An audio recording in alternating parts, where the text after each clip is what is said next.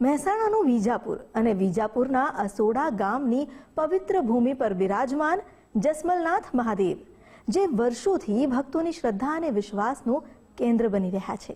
ભક્તોની વ્યથાને પણ સહર્ષ સ્વીકારીને જસમલનાથ મહાદેવ તેમની પર કૃપા વરસાવે છે અને એ કૃપાથી ભક્તો મનની શાંતિનો અનુભવ કરે છે. મંદિરનું આધ્યાત્મિક વાતાવરણ, ઘંટનાદ અને હર હર મહાદેવનો ગુંજતો નાદ ભક્તિને વધુ ગાઢ બનાવે છે. તો ચાલો જસમલનાથ દાદાના ચરણોમાં શીશ નમાવી અનુભવીએ શિવકૃપાનો દિવ્ય સ્પર્શ.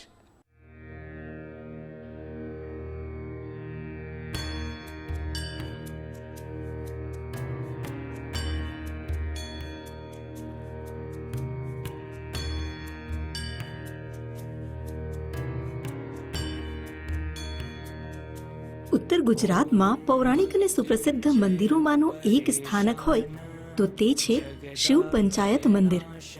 મંદિરનું નામ સાંભળીને જ કુતૂહલતા જાગે. શિવ પંચાયત મંદિર કેમ આવું નામ હશે? દરેક નામની પાછળ એક ચોક્કસ કથા, એક ચોક્કસ ઇતિહાસ હોય છે. ત્યારે આ મંદિરના નામની પાછળ પણ એક રોચક ઇતિહાસ છે. તો ચાલો જાણીએ વિજાપુર તાલુકામાં આવેલા શ્રી શિવ પંચાયત મંદિર વિશે. આદિમધ્યાંતરૂપાય મૃત્યુનાશમ કરોતુ મે. ભારત દેશમાં અનેક પ્રાચીન મંદિરો આવેલા છે, જેની રમણીય કલાકૃતિઓની મંત્રમુગ્ધ શૈલી સમગ્ર વિશ્વમાં આગવું સ્થાન ધરાવે છે.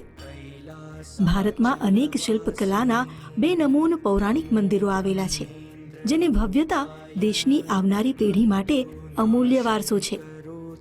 એમાં જો ઉત્તર ગુજરાતની વાત કરવામાં આવે તો રાણકી વાવ, મોઢેરાનું સૂર્ય મંદિર અને ઐતિહાસિક નગરી વડનગર સમગ્ર વિશ્વમાં ખ્યાતનામ છે.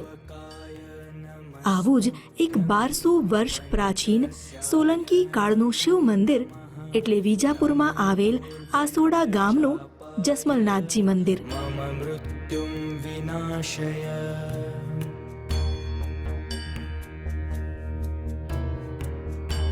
આ શિવાલયમાં દેવાધિદેવ મહાદેવ બિરાજમાન છે. જસમલનાથજી મંદિર સોલંકી કાળમાં પાટણના રાજવી સિદ્ધરાજ જયસિંહે બંધાવ્યું હતું.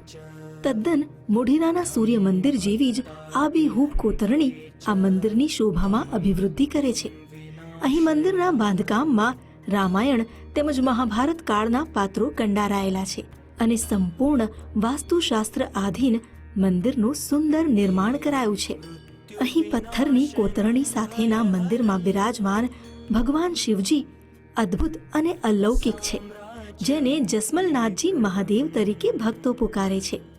આ મંદિરમાં અખંડ જ્યોત પ્રજ્વલિત રહે છે. પવિત્ર શ્રાવણ માસમાં તો અહીં દર્શનાર્થે શ્રદ્ધાળુઓનું ઘોડાપુર ઉમટે છે. અહીં મંદિરમાં શ્રાવણ માસની અમાસના દિવસે શિવ ભગવાનની વિશેષ પૂજા અર્ચના થાય છે. શ્રાવણ મહિનાના પહેલા સોમવાર આ મંદિરમાં મેળો ભરાય છે અને છેલ્લા અમાસના દિવસે કમર પૂજા પણ થાય છે. પાટણના રાજા સિદ્ધરાજ સોલંકી ધર્મપ્રેમી રાજા હતા.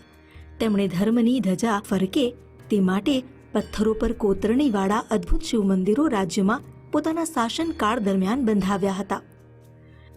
લોકવાયકા મુજબ પાટણના રાજા સિદ્ધરાજને શ્રાવણ માસની પ્રથમ રાત્રિએ ભગવાન શિવનું સ્વપ્ન આવ્યું, જેમાં ભગવાન શિવે કહ્યું કે મારું સ્વયંભૂ શિવલિંગ અહીંથી 25 માઇલ દૂર છે. ત્યારે રાજાએ એ જગ્યા પર એક મંદિરનું નિર્માણ કરાવ્યું. રાજાએ કહેલા અંતર પ્રમાણે અત્યારના આસોડા ગામમાં આ શિવ મંદિર બનાવવાની તૈયારીઓ શરૂ થઈ. થોડા દિવસો પછી શિવજીએ સ્વપ્નમાં આવી ફરી કહ્યું કે મારી જગ્યાએ તે હજુ મંદિર બનાવ્યું નથી. તેથી રાજાએ મંત્રી મંડળ પાસે તપાસ કરાવી તો તપાસમાં અંતરમાં ભૂલ થયાની જાણ થઈ, પણ મંદિર બનાવવાની કામગીરી તો લગભગ પૂર્ણ થઈ ગઈ હતી.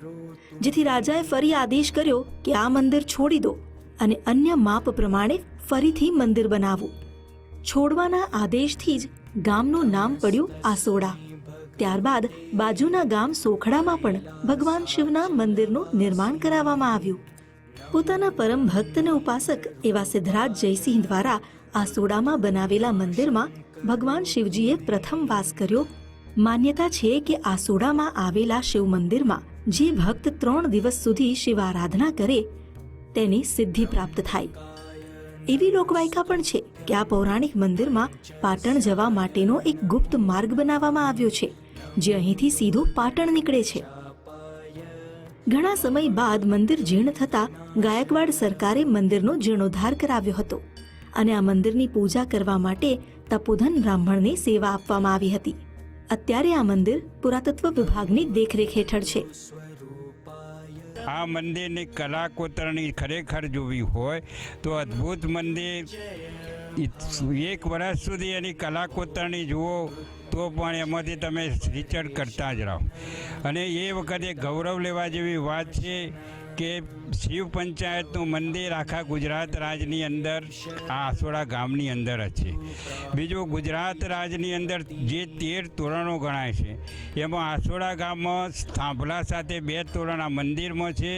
ગામના એક દલિતવાસમાં એક નાનું તોરણ છે અને એક ભગવાનના મેઇન ગેટ જે પ્રવેશદ્વાર છે ત્યાં એક મંદિર તોરણ છે. આ મંદિરમાં જ્યારે ગુજરાતમાં અલ્લાઉદ્દીન ખલજીનું શાસન ચાલતું હતું ત્યારે જે ઔરંગઝેબ હતો, ઔરંગઝેબે આ મંદિર ઉપર ચઢાઈ કરી હતી. જે સિદ્ધરાજ સોલંકીએ ગુજરાતમાં જેટલા મંદિરો બનાવ્યા હતા શિવ પંચાયતના, તેટલા દરેક મંદિર ઉપર ઔરંગઝેબે ચઢાઈ કરી હતી. વિધર્મીઓ જ્યારે શિવ મંદિરો અને હિન્દુ મંદિરોને નિશાન બનાવી આવા પ્રાચીન મંદિરોનો ધ્વંસ કરવા નીકળ્યા હતા, ત્યારે આ મંદિરને પણ તેમણે નુકસાન પહોંચાડ્યું હતું, જેના નિશાન હાલ શિવલિંગ પર જોઈ શકાય છે. અહીંયા પવિત્ર સ્થાને ભગવાન શિવની આરાધના કરનારને મનવાંછિત ફળની પ્રાપ્તિ થાય છે. આ એક જ શિવાલય એવું છે જેને શિવ પંચાયત મંદિર કહેવામાં આવે છે. તેની પાછળનું કારણ એ છે કે આ મંદિરની જમણી બાજુ ગણપતિ દાદાનું પ્રાચીન મંદિર છે, ડાબી બાજુ હનુમાનજીનું મંદિર છે, તેમજ પાછળના ભાગે બીજા 2 મંદિર આવેલા છે, જેમાં એક બ્રહ્માજી તેમજ ચોથું મંદિર વિષ્ણુ ભગવાનનું મંદિર છે. 5મા મંદિરમાં વચ્ચે સ્વયં શિવજી પોતે બિરાજમાન છે. આ 5 દેવતાઓની પંચાયત સ્વરૂપે આ દેવસ્થાનના માત્ર દર્શનથી તમામ શ્રદ્ધાળુઓની આધિ વ્યાધિ અને ઉપાધિનો નાશ થાય છે અને સર્વ ભક્તોની મનોકામના પરિપૂર્ણ થાય છે. આથી જ ઉત્તર ગુજરાત સહિત ગુજરાતના ભક્તો દેવાધિદેવ મહાદેવના દર્શને અહીં અચૂક પધારે છે. અહીંયા ખૂબ જ અતૂટ શ્રદ્ધાથી મારી જે પણ મનોકામના હોય અતૂટ શ્રદ્ધાથી પૂરી કરે છે દાદા. તથા મંદિર 12 જ્યોતિર્લિંગમાં જે આપણે દર્શન કરીએ અને જે પુણ્ય મળે એ પુણ્ય આ મંદિરમાં દર્શન કરવાથી મળી રહે છે. આ મંદિરમાં જે કોઈ બાધાઓ, કોઈ સંતાન પ્રાપ્તિ માટે, કોઈ વિદેશ ગમન માટે, એની દરેક ઈચ્છાઓ શિવ ભગવાન પરિપૂર્ણ કરે છે. અને આ દરેકની આસ્થા આ વૈજનાથ મહાદેવ દરેકની સંપૂર્ણ રીતે પૂરી કરે છે.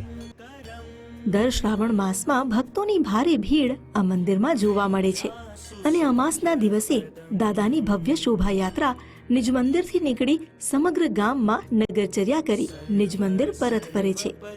ખુદ મહાદેવ નગરજનોને સામે ચાલીને દર્શન આપે છે, ત્યારે ભક્તો પણ મહાદેવની અતૂટ ભક્તિમાં લીન થઈ જાય છે. તમે પણ વિજાપુર જાઓ ત્યારે આસોડા ગામના આ શિવ પંચાયત મંદિરના દર્શન કરવાનું ચૂકતા નહીં.